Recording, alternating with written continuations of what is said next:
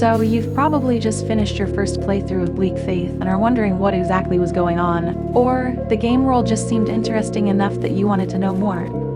Over the last few days, I have been playing this game somewhat obsessively, getting lost in its incredibly unique world, and scrounging together all the dialogue I could to make some sense of its story, which, upon diving deeper into, I actually think is pretty exceptional if you're a fan of science fiction, science fantasy, cyberpunk, etc. So anyways, let's get into it. And what better place to start than the setting, the Omnistructure.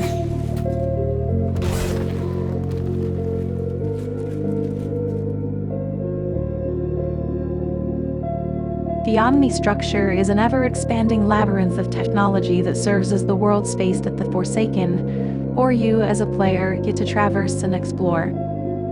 A bleak, desolate, and dangerous wasteland comprised of maze-like metal tunnels, sputtering tech and decrepit buildings as cities turn to ruin.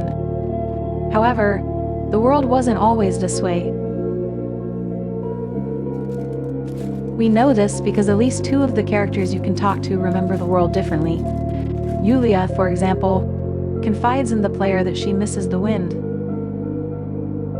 the cold air weaving its way around you as you take in the horizon.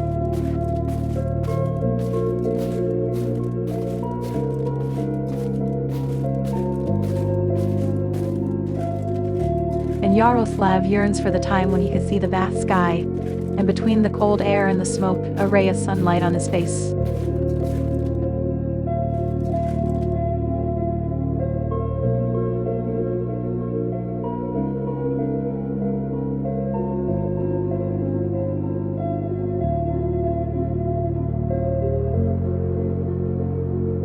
Glimpses of how the world was before the Omnistructure consumed it can be spotted still.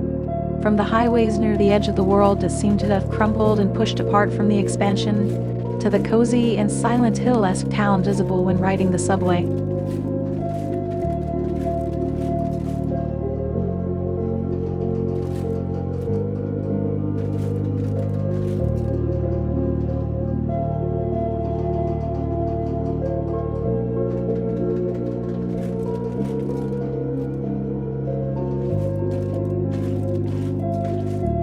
But if it was so long ago, then you may be asking, how can they possibly remember such things?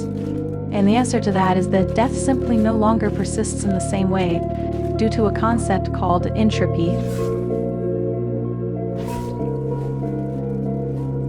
Entropy, in the game's terms, is the binding thread of all matter, and as the stat reads, a destructive aura eating at your link to this world.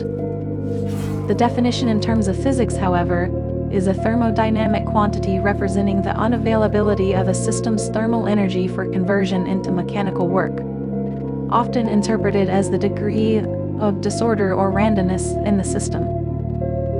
Conversion into mechanic work is a key concept here, as it would seem that at one time, the Forsaken were actually human.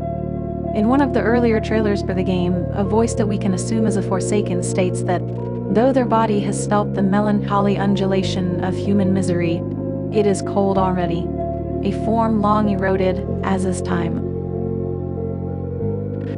When you meet Yaroslav, he reveals that what was left of the Forsaken were enslaved, and that his faction brought light to the darkness and blinded all who refused to see, which, upon hearing that for the first time, may seem positive to bring light to the darkness, but given the context, it seems much more sinister. But how did humanity become Forsaken? Well, the most likely explanation is the anomaly.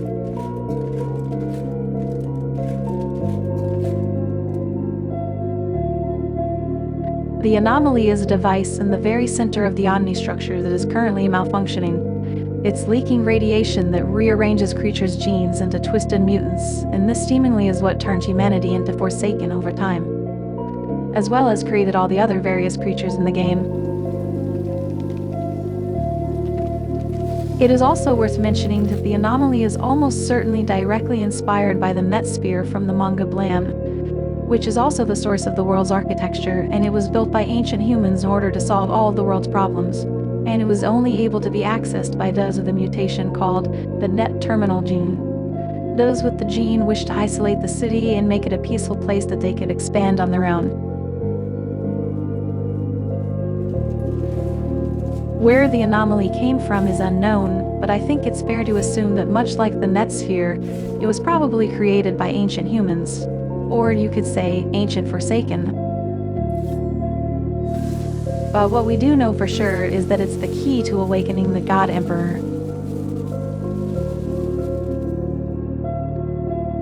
So, what is the God Emperor? Well, first off, I should warn you that from this point onward we're going into heavy spoilers for the ending of the game, so if you haven't finished the game yet, and you care a lot about spoilers, this is probably a good time to leave the video, click away, save it for later. We mainly learn about this entity from Arch-Inquisitor Belisarius, who you can find earlier in the game searching a cave with his followers for the anomaly, where he explains, "A marvelous conception, a supreme figure, an exalted shadow. Thus is the excellence of the God Emperor and the greatness of his domains once made manifest. He will be glorified not in one, but in countless suns. Not in a single realm, but in 1,000. Most likely their idea of a perfect entity created from the anomaly's gene mutation. A synthetic god whose power is so immense, it will be able to spread the anomaly's influence across countless galaxies, which of course, is something that you set in motion at the end of the game.